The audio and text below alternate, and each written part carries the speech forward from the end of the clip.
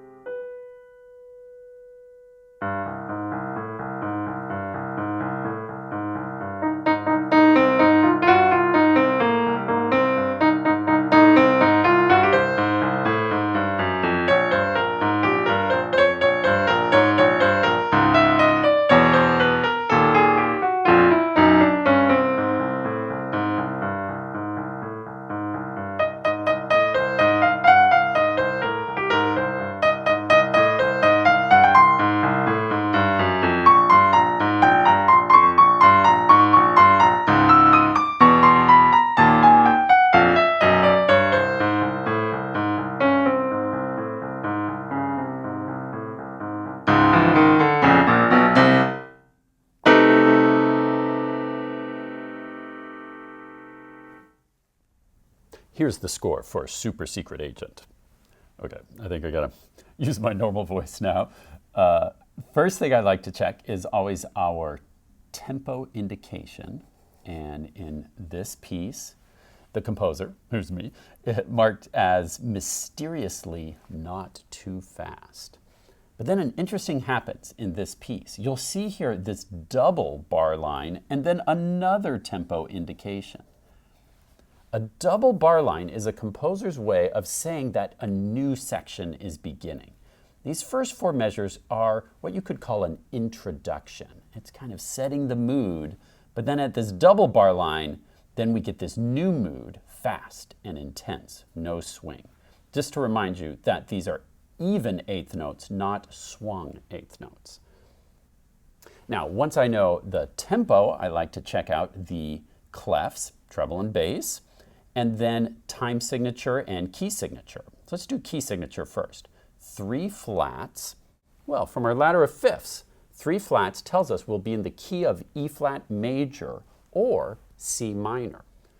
Well, if we look at the first chord the left hand plays, got a C and a G, and then the right hand goes.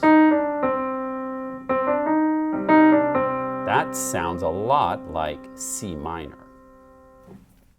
And if we look at this last chord, well, that's kind of an unusual jazz chord, but we can always look at the bottom note as a clue because that's usually the root of the chord. And in this case, that bottom note is also C. And with this first chord being a C chord, we can tell we're in the key of C minor. And then what's our time signature? If you said 4/4, you're correct.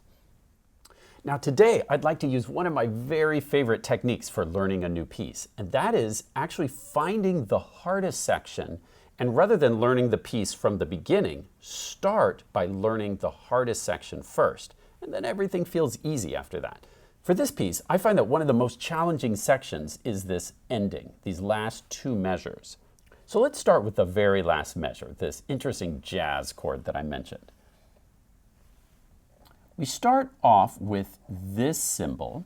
Do you remember the name of this? This is a half rest.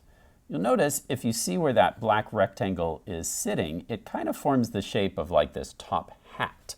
And hat and half sound similar enough. That's the trick I use to remember that this is a half rest, which gets 2 beats. So we'll count 1, 2, and that kind of creates this moment of drama. Like, oh, is the song over? What's going to happen next? And then boom, we get this sudden chord marked with an accent and a fermata. So you can play it extra loud and hold it extra long.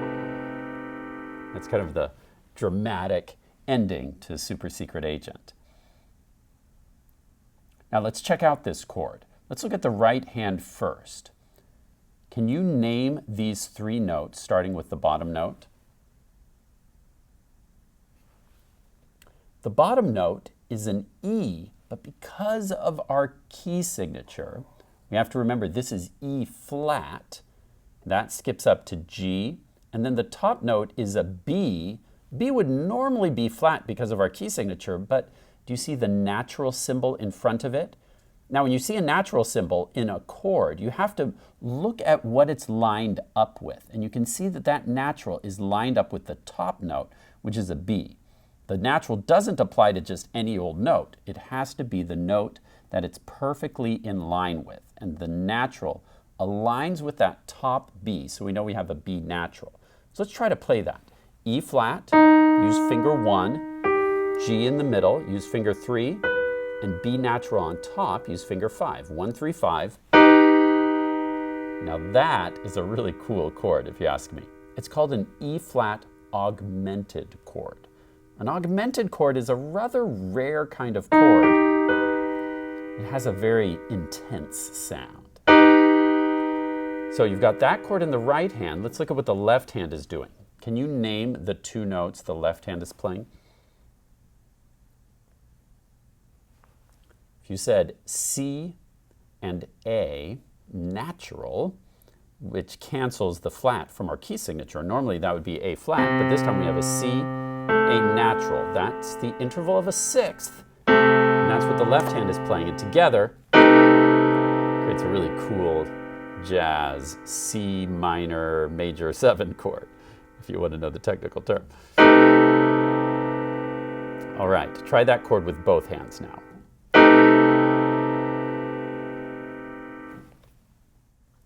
Now let's look at the penultimate measure.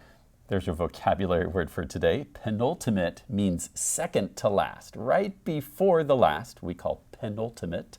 So the penultimate measure, we have this new symbol, subito fortissimo.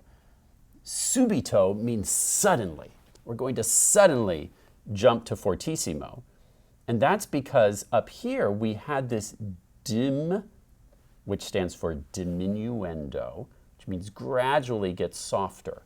Poco a poco is Italian for little by little. So get softer little by little. We were forte, and then we're getting softer, softer, softer. Then subito fortissimo, suddenly fortissimo, as we play this chord in the left hand. And then we have this ending, 2. Okay? Now let's look at these notes. What is happening in the right hand?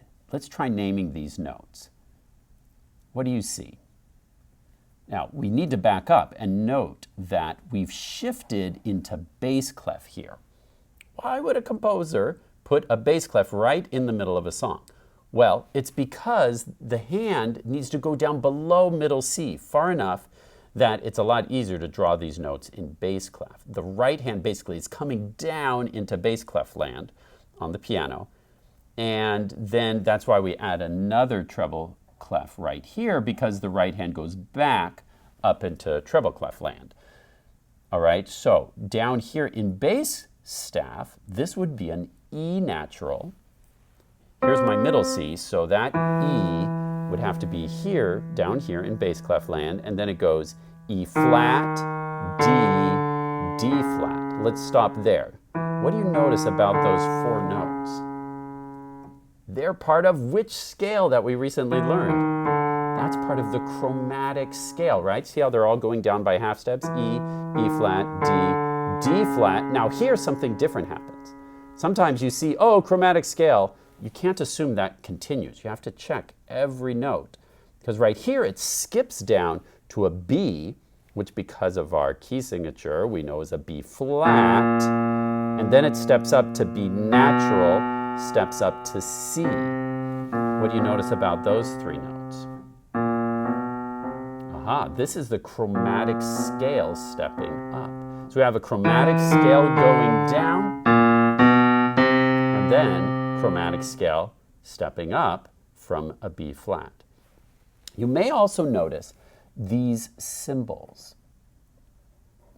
These are accents. We now know 2 kinds of accents. Well, after today we will. We know this kind of accent, which we've seen for a while. There's another kind of accent that looks like this, and it's called a rooftop accent. And it essentially means the same thing.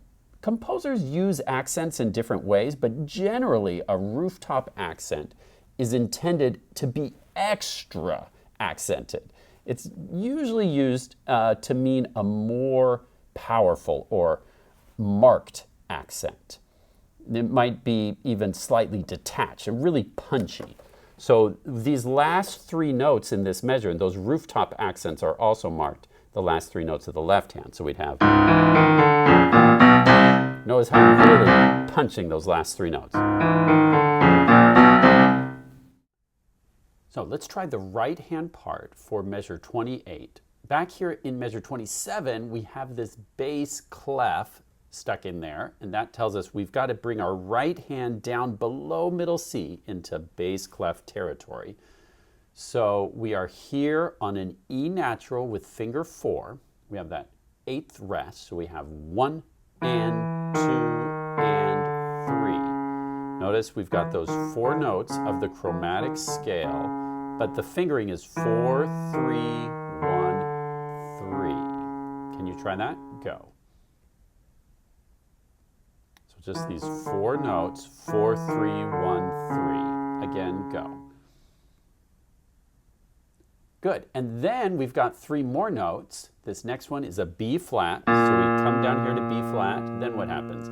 B natural to C. Just going up half steps now. Up the chromatic scale with those rooftop accents. We're going to really punch it. Now you try. You really punch it. Now let's put that together. In slow motion, we have 1 and 2 and 3 and 4 and. Now pause the video and work on that a few times until you feel confident with it, then press play to go on.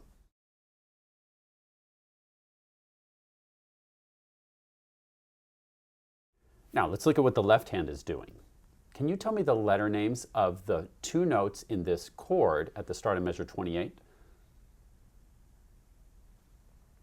If you said D flat and A flat, you're correct. Did you remember that our key signature tells us that all A's have to become A flat? Okay, so we have a D flat and A flat chord here for the left hand. Try that on your piano. Remember, it's subito fortissimo, so it's going to be quite loud. Hold that for 2 beats, and then tell me the letter names of the 2 notes in this next chord. Notice the chord drops down a third from where we were before. So now we have a B flat on the bottom and an F on top. So we go from this D flat chord to a B flat chord. Can you try going between those 2 chords? D flat, open 5th, to B flat, open 5th. And then you're playing usually a pinky on the bottom, finger 5, I should say. And then you're going to switch to a finger 3. Why do we switch to finger 3 there? It's because if you use a finger 5, you won't be able to play those rooftop accents as loudly. Your finger 3 is a stronger, punchier finger. And so to get that fortissimo rooftop accent sound, you're going to switch to 3, 2, 1. And remember, your right hand's on 1, 2, 3. Really your 3 strongest, I almost said frogest, your 3 strongest fingers for those last 3 notes. Okay, so watch the left hand. We have 1 and 2 and 3 and 4 and. Now pause the video and work on that left hand part, then press play to go on.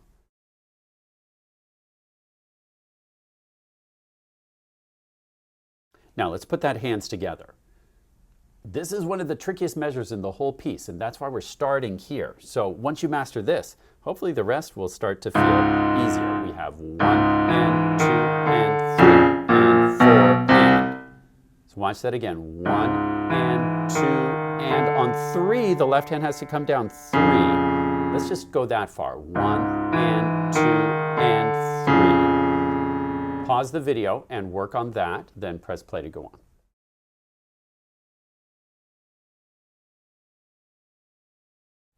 And then all you need to do, 1, 2, and 3, is add those last 3 notes, B flat, B, C, 1, 2, and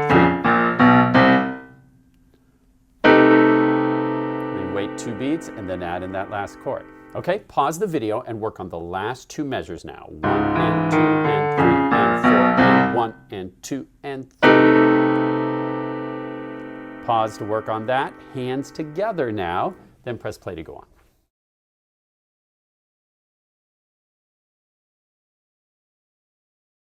Now let's back up to measure 23 and take a look at what chords are happening in the left hand. Can you tell me the letter names of this first chord in measure 23? If you said D flat and A flat, you're correct. This is the same chord we just had a minute ago in measure 28. So try this on your piano. Here's my middle C, so make sure you're going down low enough. D flat and A flat. Now, what do you see next? Tell me the letter names of these next 2 notes. Now we have an F flat and a C flat. Wait, Mr. Hoffman, or Agent Hoffman, you might say, why didn't you just write E natural and B natural here, right? That's what it is. Why did you say F flat and C flat, which enharmonically are E and B?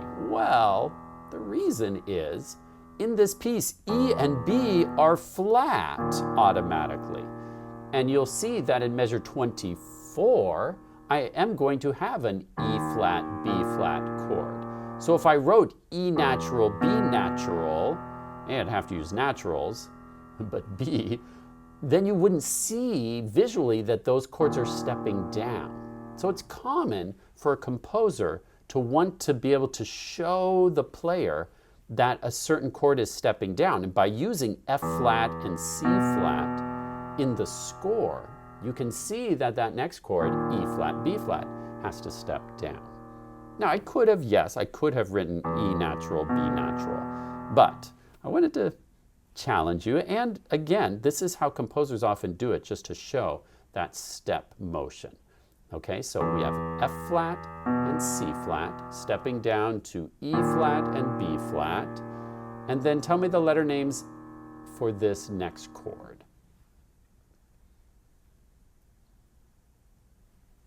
If you said B flat and F, you're correct. And now try the next chord. What letter names do you see? If you said B natural and F sharp, you're correct. So same chord, everything up a half step now. So let's put all that together. Starting measure 23, we have 1, 2, F flat chord, 2, E flat chord, B flat, B natural, and I was just naming the bottom note. Okay, pause the video and work on those 2 measures, just left hand, measures 23 and 24, then press play to go on.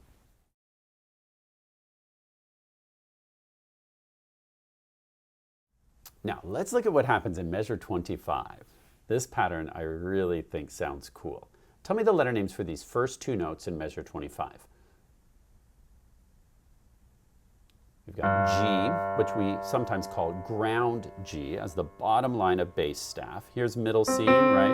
On that bottom ground G, and then the next note is 2 ledger lines down. Remember, every ledger line is a skip on your piano. So if you see 2 ledger lines below ground G, just find ground G and go skip down, and you know you're on a C. So we have G, C, then A flat, C, a natural C, a flat C.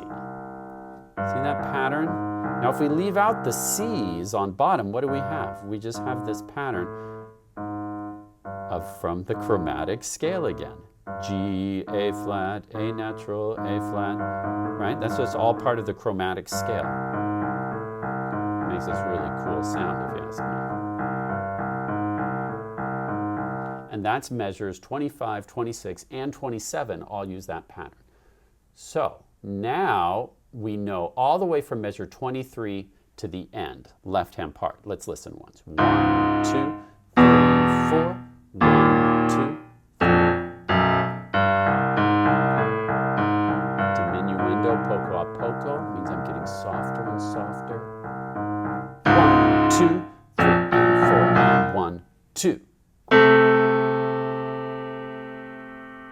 which will sound better when we're adding the right hand. Now, pause the video and work on just the left hand alone from measure 23 to the end of the song, and then press play to go on.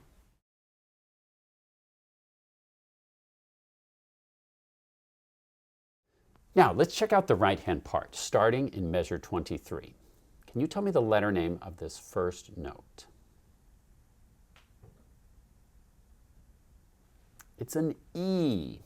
How do you figure that out? Well, the top line of treble staff is flag F. And then remember, every ledger line is just another skip up, right? And it's 3 ledger lines up from that top line of the staff. So we can just go ledger line, ledger line, ledger line. That brings us to an E. And it's E natural, then E flat, then D flat. What do you notice here? C, B natural, B flat, A flat, G flat, F, E flat, D flat, C. What did we have there? It's the chromatic scale, right? Now, so we'll use our standard chromatic scale fingering. The only exception being we're going to start on a finger 4, and that's so we can land on a 3. Remember, we always use a finger 3 on the black keys. And whenever you get to 2 natural white key half steps, you'll use a 2-1, 3-1, 3-1, 3-2-1, 3-1, 3. And since it's the end, you can end on a 1 or a 2 really there. Okay? So now pause the video and practice just playing measures 23 through 25, right hand alone, then press play to go on.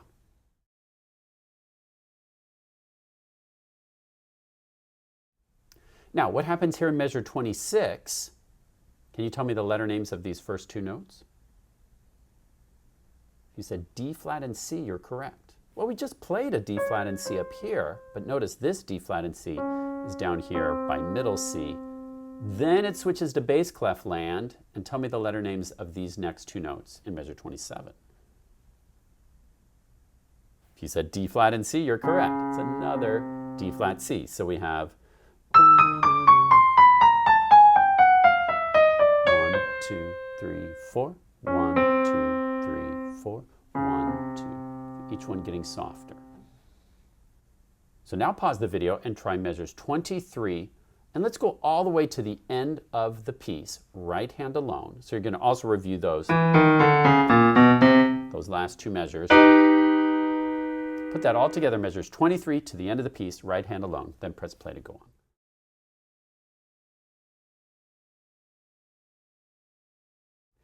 Now, you might want to take a couple of days practicing this section hands alone to get really comfortable with it. But when you're ready, I challenge you to try putting it hands together. Go super slow at first. 1 and 2 and 3 and 4 and 1 and 2 and 3 and 4 and 1 and. So you've got so much you've got to be thinking about. You're thinking about this chromatic scale fingering. You're thinking about moving around these chords. It's going to be brain overload. So go super, super slow and be patient with yourself. It may take 50 tries, 100 tries. But eventually, you're going to want to keep doing it again and again until you can go full speed.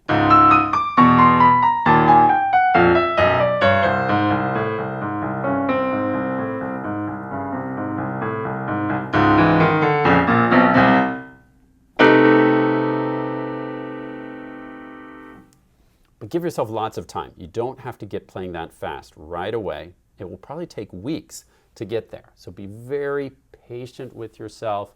Take your time to learn it correctly. Remember, slow is fast when it comes to making progress. Remember, this is one of the hardest sections in the piece. So once you have this nailed down, you've taken a big step towards mastering it. Great work today, completing your training for the ending section of Super Secret Agent. Happy practicing, and I'll be in contact soon for your next mission.